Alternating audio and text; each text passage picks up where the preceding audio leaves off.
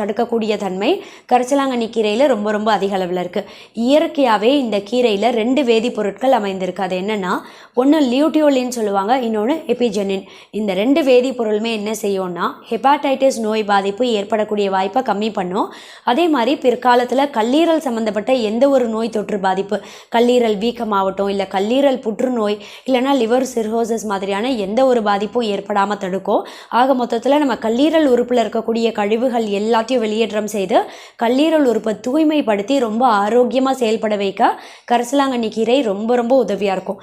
அதே மாதிரி தொடர்ந்து இந்த கீரையை நம்ம அன்றாட உணவில் அடிக்கடி சேர்த்துட்டே வரும்போது மூளை உறுப்பு கூட ரொம்ப ஆரோக்கியமாக செயல்படும்.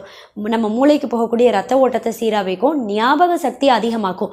படிக்கிற குழந்தைகளுக்கெல்லாம் இப்போ வல்லாரக்கீரை சாப்பிட கொடுத்தா ஞாபக சக்தி நல்லா அதிகமாகும், படிக்கிறதெல்லாம் மறக்காது. நிறைய பேரண்ட்ஸ் வல்லாரக்கீரை சாப்பிட கொடுப்பாங்க இல்லையா, அதே மாதிரி கரிசலாங்கண்ணி கீரையும் ஞாபக மறதி ஏற்படாமல் தடுக்கும்.